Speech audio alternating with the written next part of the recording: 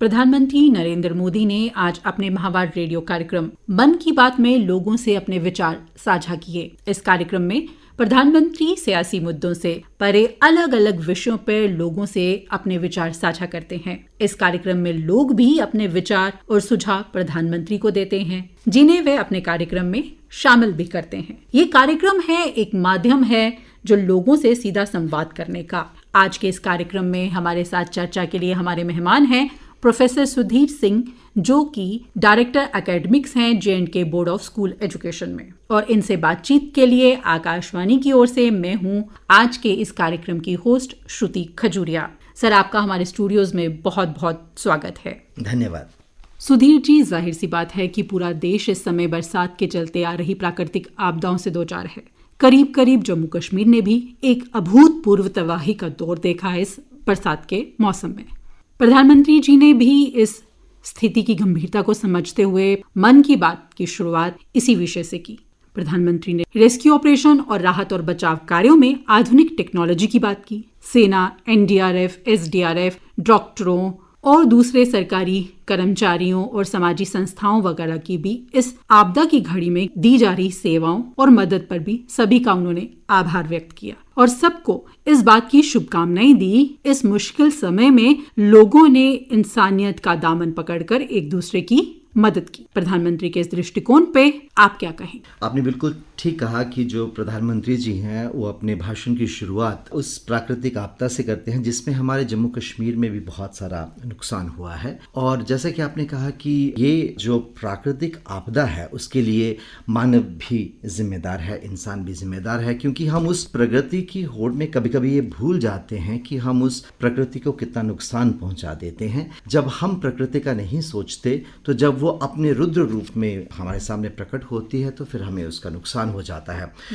प्रधानमंत्री जी ने इस विषय को सबसे पहले लेके अपना जो कंसर्न शो किया, जो अपनी चिंताएं शो करी और जो उसमें उन्होंने कहा कि किस तरह से सब लोग इकट्ठे मिलके इस आपदा से जूझ रहे हैं, जिसमें उन्होंने NDRF की बात करी, SDRF की बात करी, थर्मल कैमरास, जब वो टेक्नोलॉजी की भी बात करते हैं, किस तरह से टेक्नोलॉजी का इस्तेमाल करके जो नुकसान हुए हैं, जिन लोगों के घर इसमें उजड़ गए हैं या जो लापता हैं, जिनको मदद चाहिए उनका पता लगाने में। बिल्कुल।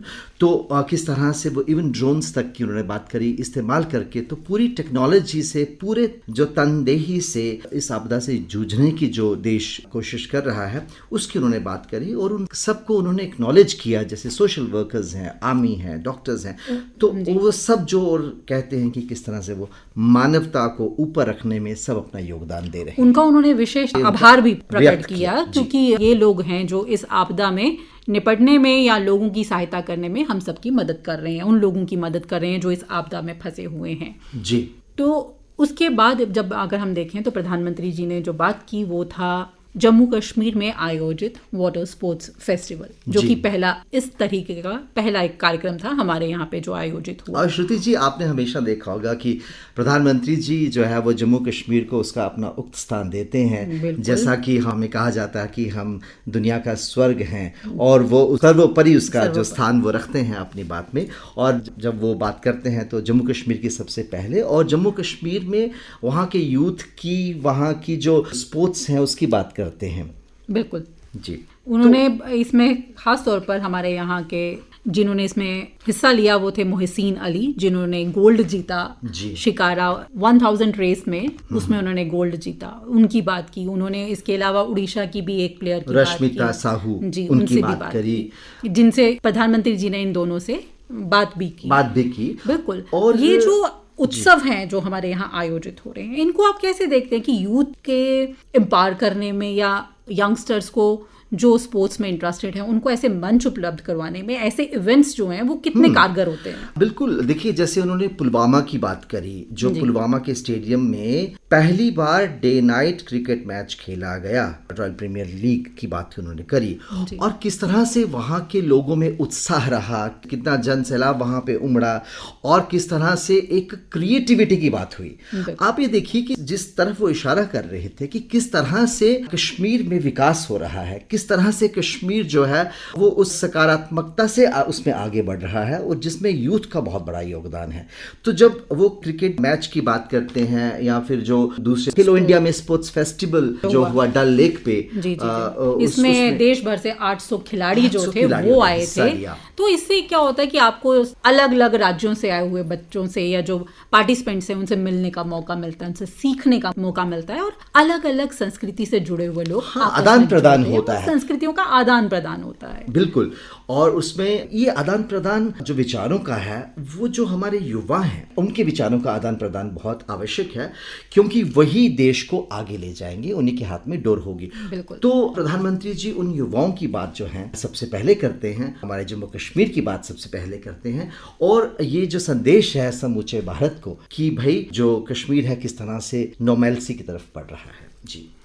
तो जम्मू कश्मीर में जो आज हम विकास देख रहे हैं, जो यहाँ पे ऐसे कार्यक्रमों का आयोजन हो रहा है, ये हमारे लिए शायद कुछ नई बात है और इससे क्या है हमारे यंगस्टर्स थोड़ा सा इनकरेजमेंट उनको मिलता है, मंच उपलब्ध होता है, उनको लगता है हम ये भी एस्पेक्ट है जिसमें हम लोग आगे बढ़ सकते हैं। ऐसे ही आज उन्होंने अपने कार्यक्रम में बात की सौर ऊर्जा के बारे में। तो सौर ऊर्जा के बारे में उन्होंने एक खास तौर पर मध्य प्रदेश की एक महिला हैं जिनका जिक्र किया। उन्होंने कहा कि देवकी जी को आज जो है वहाँ के लोग जो हैं सोलर दीदी के नाम से जानते हैं। तो ये जो क्लीन एनर्जी की तरफ हमारे जो बढ़ते कदम है, ये कितने जरूरी हैं हमारे विकास के साथ? बहुत जरूरी है। और प्रधानमंत्री जी अपने जो संदेश है उसमें जब इसका जिक्र करते हैं तो ना ही वो इसलिए करते हैं कि ये टेक्नोलॉजी का इस्तेमाल किया जाना चाहिए और सेफ टेक्नोलॉजी का इस्तेमाल किया जाना चाहिए, वो ये भी बताते हैं कि कैसे आम लोगों का इसमें जुड़ना जरूरी है।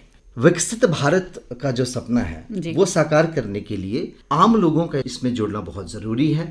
उन्होंने किस तरह से खास चीजों का जिक्र किया, उन्होंने जिक्र किया कि किसानों का जीवन किस तरह से इसमें परिवर्तन आ रहा है। उन्होंने सोलर पंप्स की बात करी, उन्होंने सोलर राइस मिल की बात करी कि ये एक उदाहरण था। उनका जो मतलब ये है कि सब लोग अगर अपने अपने निजी क्षेत्रों में उसका इस्तेमाल करते हैं तो एक साफ ऊर्जा जो है, स्वच्छ ऊर्जा और बिल्कुल सेफ ऊर्जा जो है वो हमें मिलेगी। और हमारे विकास में, जैसे कि हमने कार्यक्रम के शुरू में बात करी कि प्राकृतिक आपदाएं आती हैं, तो प्रगति और प्रकृति ये आपस में भिड़ जाती हैं अक्सर।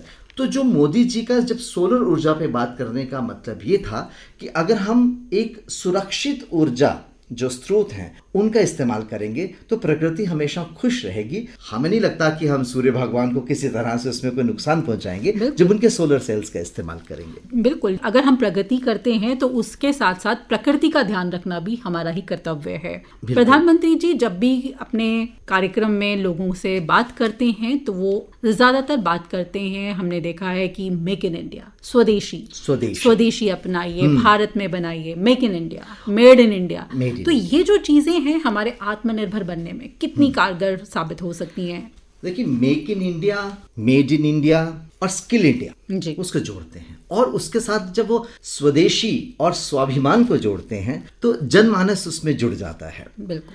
आपने देखा होगा जब उन्होंने इंजीनियर्स डे की बात करी, विश्वकर्मा जयंती की बात करी, तो उन्होंने कितने सुंदर शब्दों में कहा कि ये जो इंजीनियर्स हैं सपनों को हकीकत करते हैं और उन सपनों को हकीकत करने के लिए जो है आप अगर देखेंगे जिस तरह से कि जो इंडियन नॉलेज सिस्टम था उसमें वो जो युवाओं के सपने हकीकत कैसे होते थे, बड़ों के साथ लग के, बड़ों से सीख के, जो आपके पास उपलब्ध जो भी संसाधन है उनसे आप जीविका कमाते थे। तो जब स्किल इंडिया की बात होती है तो उस स्किल को हम नहीं भूल सकते जो हमारा पारंपरिक तरीका रहा है। उन्होंने खास करके जब वो मूर्तिकारों की बात करते हैं, मिस्त्रियों की बात करते हैं, जब वो बाकी किसी भी शिल्प कौशल जो है उसकी बात लोहार हैं, कुम्हार हैं, बढ़ई हैं, इन सब की बात तो उन्होंने आज अपने में की। तो उसमें उनका जो संदेश ये है कि आपके आसपास जो भी कला, जो भी कौशल जो आपको उपलब्ध है उसको जरूर सीखिए और कोशिश कीजिए कि किस तरह से आप नवाचारी के माध्यम से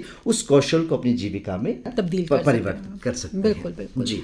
देखिए, अगर इंजीनियर्स की बात करें तो आज हमारे यहाँ पे रियासी के कोड़ी में जो पुल बना है जी, वो भी अपने आप में एक टूरिस्ट स्पॉट है आज के टाइम जी, पे, जी, जहाँ जी, जी। चनाब दरिया पे बना हुआ, और उसके बाद अंजी में बना हुआ केबल कार प्रोजेक्ट, बिल्कुल, जो केबल कार से बना हुआ पुल है। ये इंजीनियरिंग की ही एक, जिसे कहते हैं, जीती जागती मिसाल है हम सबके सामने। और जब युवा जो है प्रधानमंत्री जी की ऐसी बातें सुनते हैं तो वो जुड़ जाते हैं कि हम किस तरह से इस जो ये नेशन बिल्डिंग है उसमें कंट्रीब्यूट कर सकते हैं अपनी इन स्किल्स के थ्रू। जी जी जी। उसके बाद में आज प्रधानमंत्री जी ने जो बात की वो था यूपीएससी के एग्जाम्स के बारे में, कि जब भी यूपीएससी का नाम आता है तो हमारे दिमाग में आता है सिविल सर्विसेज, जिसमें बच्चे जो हैं वो एग्जाम देते हैं, उसको पास करते हैं और सिविल सर्वेंट्स बनते हैं।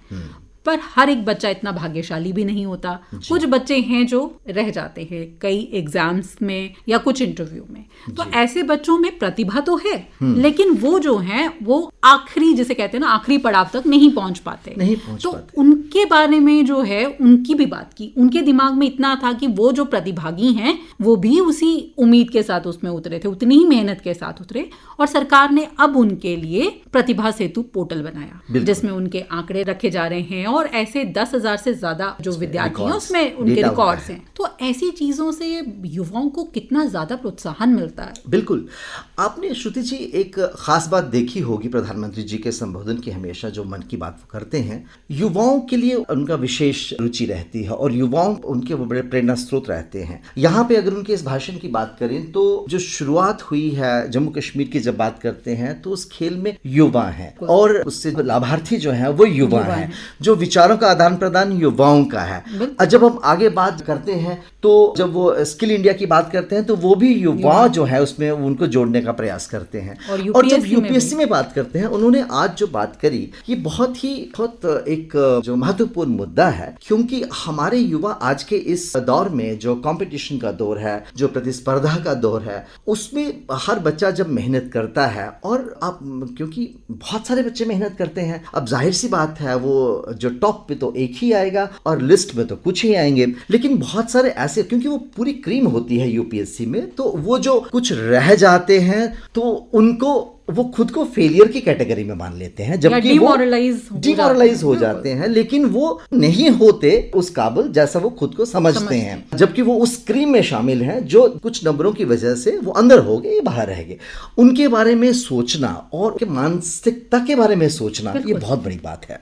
और जो ने प्रतिभा सेतु की बात करी, जब डेटा वहां पे होगा तो वो जो अच्छी अच्छी कंपनीज हैं जो बहुत क्रिएटिव काम करती हैं, हमारे जो विकसित भारत में उनका बहुत योगदान है, तो वो जब उनका प्रोफाइल देखती हैं, उनके जो अचीवमेंट हैं वो देखती हैं, तो वो उनको हायर करती हैं, उनको बहुत अच्छे ऑप्शंस उसमें मिलेंगे। तो इस तरह से जो उनकी परफॉर्मेंस है वो रिकॉग्नाइज हो जाती है और वो जो अचीवमेंट है वो फ्रूटफुल हो जाती है। बिल्कुल, वो बच्चे जो हैं फिर डिमोरलाइज नहीं होते, आगे उनको बढ़ने का अगर अवसर मिलेगा तो वो जाहिर है वो भी आगे बढ़ेंगे और अच्छा कुछ कंट्रीब्यूट करेंगे समाज में। लेकिन ये सोचना, ये सोच जो है यही उनको शायद सबसे अलग बनाती है कि वो हर एक वर्ग के बारे में सोचते हैं, उनके बारे में बात करते हैं। ऐसा कोई वर्ग नहीं है, खासकर महिलाएं, युवा और किसान जी, इनके बारे में बात करना वो कभी भी अपने संबोधन में भूलते नहीं जी। वो जो जम्मू कश्मीर की बात करते हैं तो पहली वो जो महिला हैं वहां से जो खिलाड़ी आई थी हमारे यहाँ पे, उनकी बात करते हैं, और उसके बाद उन्होंने मोहसिन अली की बात की, जो हमारे यहाँ जो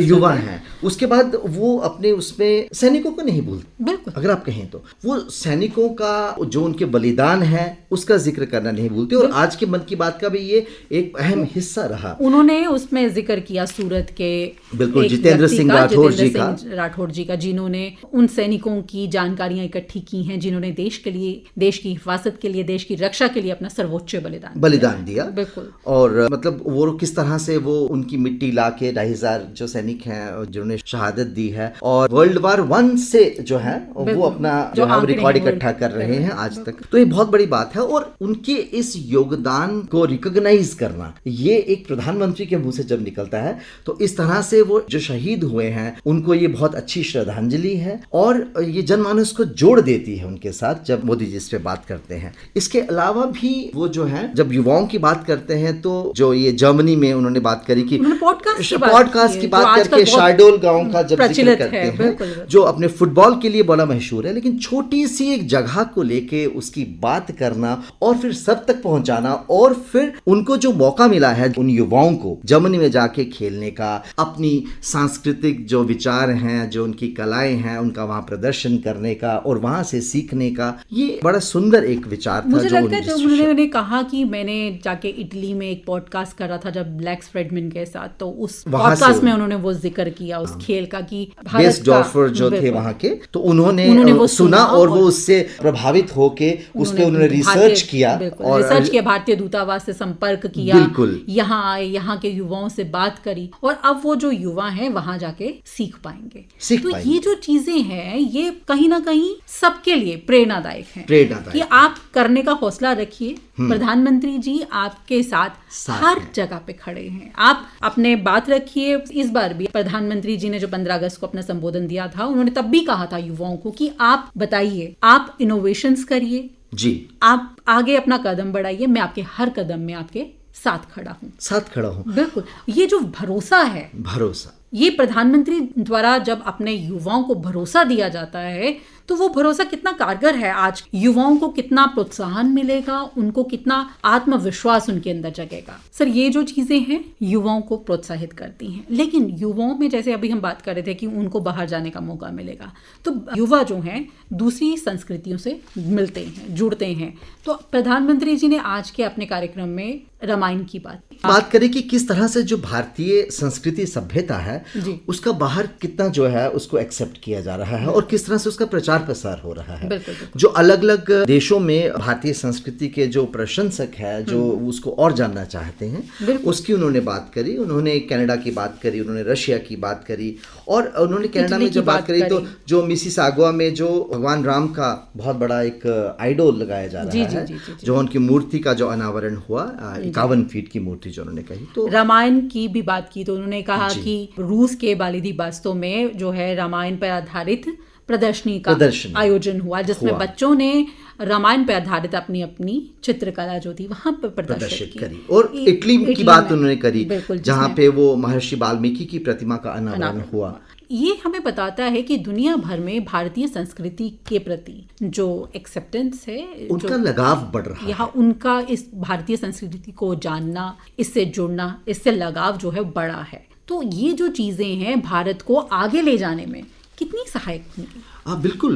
हम अगर अपने अतीत को देखें तो हम बहुत विकसित रहे हैं, लेकिन जो कॉलोनियल मानसिकता आई उन्होंने हमें पढ़ाया कि तुम तो क्या हो, तुम तो कुछ भी नहीं हो, और वो जो सदियों की मानसिकता बन गई, उसको चलते उन सब को भूल गए हम जो हमारी अचीवमेंट। लेकिन आज जो है प्रधानमंत्री जी की अगुवाई में भारत फिर से विश्व गुरु बनने अग्रसर है और अग्रणी पंक्ति में खड़ा है वो। तो उस तरह से जब वो बात करते हैं, बच्चे बाहर जा रहे हैं, लोग बाहर के हमें जानना चाहते हैं, लोग हम पे रिसर्च कर रहे हैं बाहर से और हमारी छोटी से छोटी चीज में रुचि ले रहे हैं। ये जो हमारा कल्चरल एक्सचेंज हो रहा है, जो हमारी ये जो सॉफ्ट पावर है, उस सॉफ्ट पावर को वर्ल्ड तो पहले रिकॉग्नाइज करता था, लेकिन आज जो उसका नया एक रेनेसां आया है, जो पुनर्जागरण हुआ है, वो बहुत इंपॉर्टेंट है। और जब प्रधानमंत्री जी अपने उस मंच से कभी भी इस बात का जिक्र करना भूलते नहीं है, वो हर बार अपनी मन की बात में हमें ऐसी बातों को याद करवा देते हैं, हमें मुड़ के उसके साथ जोड़ देते हैं,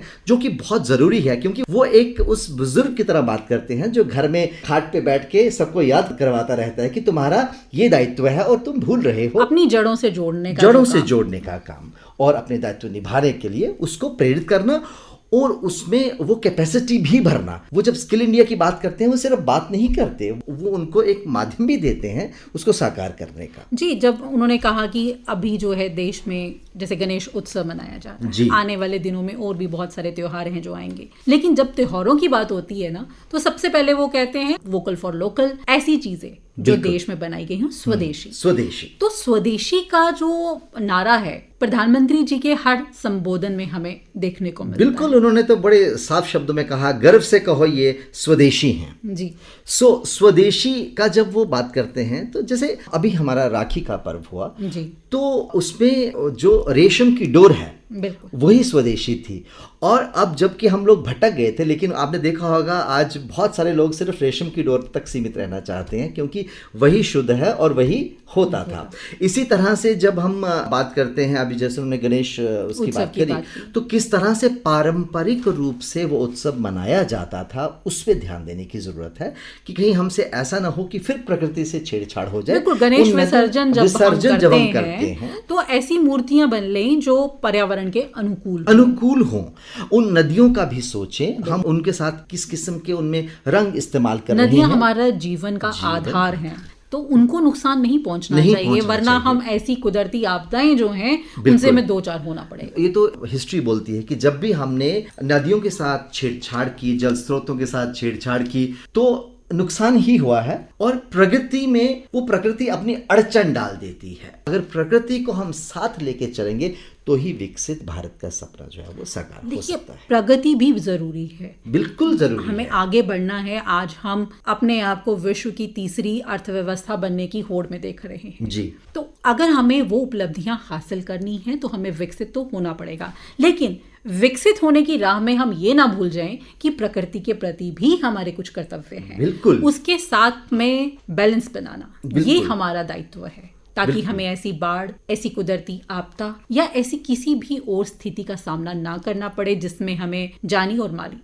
दोनों का ही नुकसान झेलना पड़े। बिल्कुल, ये सब जो है जब ये बातें मोदी जी करते हैं तो उनसे बहुत सारे जो पाठ हैं वो सीखने को मिलते हैं हम सबको। और जैसे अभी आपने क्लाइमेट की ही बात करी, इसमें जो इंडिकेशन ये भी है, जैसे जब टेक्नोलॉजी का इस्तेमाल करते हो तो सिर्फ वो जो विशेषज्ञ हैं वही उसको इस्तेमाल कर पाए या जनमानस भी उसके साथ जुड़े और सीखे। और सबसे बड़ी बात, अगर हम बात करें ये जो आपदाएं आती हैं, इसमें वो आपकी अवेयरनेस का होना जरूरी है। हम बहुत प्रिपेयर्ड नहीं होते। अब देखिए, जो मेट्रोलॉजिकल डिपार्टमेंट है, अब हमें बार बार चेतावनी दिए जा रहा है। हमें मालूम है कि हमें जल के स्रोत हैं, जो नदियां हैं, उनके पास, नालों के पास नहीं जाना है, हम फिर भी वहां जाते हैं, जिद करते हैं जाने की।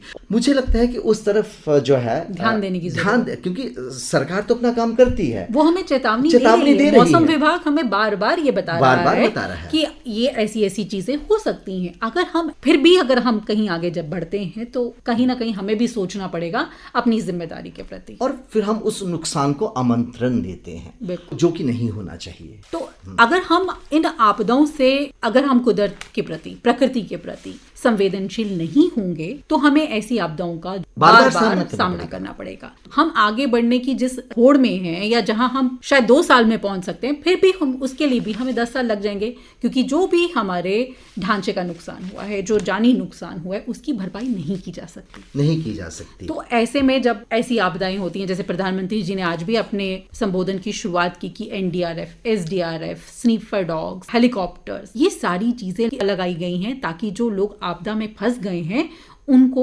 राहत पहुंचाई जा सके। लेकिन अगर हम कुदरत के प्रति थोड़े से संवेदनशील होंगे, ये समझेंगे कि क्या करना चाहिए और क्या नहीं करना चाहिए, तो शायद ऐसी आपदाएं हमें कम देखने को मिल सकती हैं या हम इनसे अपने आप को बचा सकते हैं। बिल्कुल श्रुति जी, आपने एक चीज और देखी होगी कि जिस तरह से हमने देखा कि सड़कें बह गई हैं जी, जिस तरह से भूस्खलन बहुत हुए, और हम बेहतर जानते हैं कि ये इसमें पढ़ाई लिखाई की जरूरत नहीं है। हर इंसान जो है वो इस बात को महसूस कर सकता है कि भूस्खलन तब होता है जब उस मिट्टी को पकड़ने के लिए कोई भी साधन नहीं है।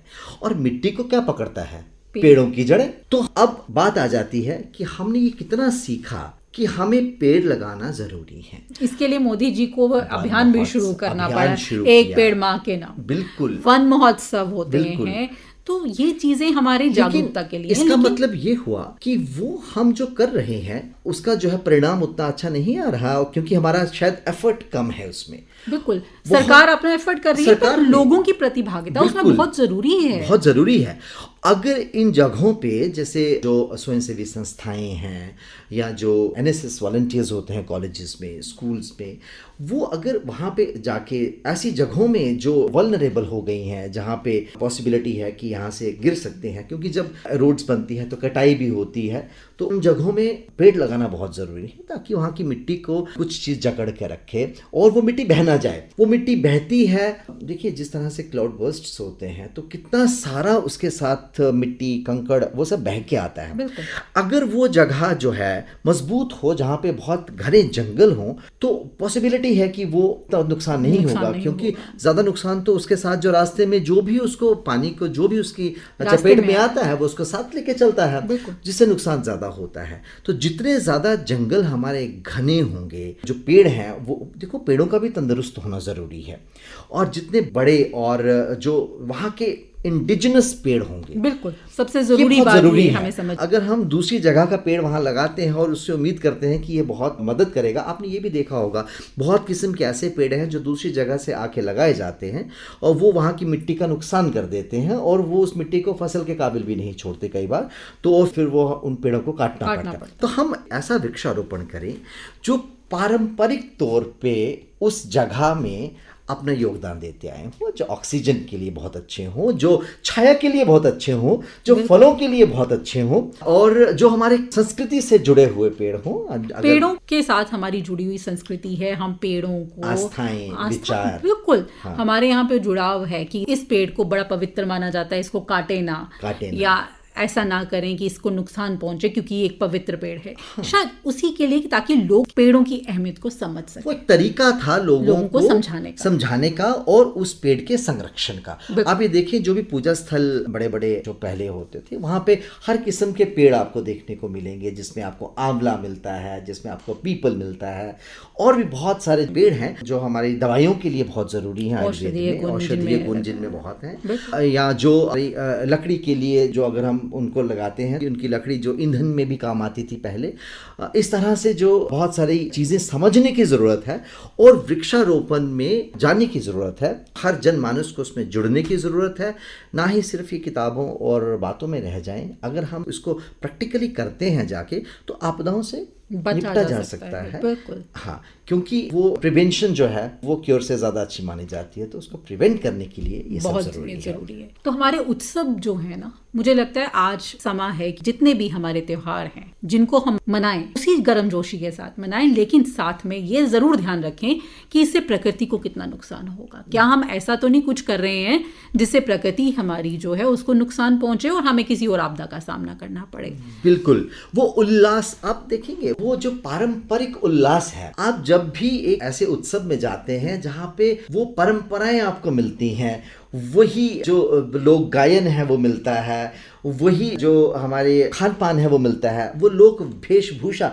आज भी दुनिया हमारी तरफ किस वजह से आकर्षित होती है, एक जो संस्कृति है, बिल्कुल एक उसका जो मुख्य जो स्रोत है वो हमारी वेशभूषाएं, हमारी भाषाएं, हमारा विविधता जो है ना, विविधता हमारी जो पहचान है। और आज देखिए, आप फर्क महसूस करेंगे, जो शहरों में उत्सव मनाए जाते हैं और जो गांव में उत्सव मनाए जाते हैं, उनमें आपको फर्क देखने को मिलेगा। और जब भी वो शहरों के लोग गांव में उत्सव में जाते हैं तो उनको ज्यादा आनंद आता है, क्योंकि कहीं ना कहीं हम शहर में औपचारिकताओं में ज़्यादा चले गए हैं और शायद हमारी अप्रोच थोड़ी आर्टिफिशियल हो गई है, कंस्ट्रेन हो गई है, वैसा मिलना मिलाना नहीं रहा, वैसा खाना खिलाना नहीं रहा। देखिए, जो हमारी फेस्टिवल्स होते थे इसमें पकवानों का रिवाज था। शहरों में ज़्यादा से ज़्यादा आप रेडीमेड मंगवा लेते हैं, आप मिठाइयाँ ले लेंगे, आप मिठाइयों का आदान प्रदान कर लेंगे, लेकिन गांव में उतने साधन नहीं हैं, तो हाथ से बना के खिलाया जाता है। जब आप हाथ से बनाते हो, अगर आप ये भी देखेंगे, जो हमारे पारंपरिक तौर तरीके से हाथ से बनाना, हाथ से खिलाना, हाथ से खाना,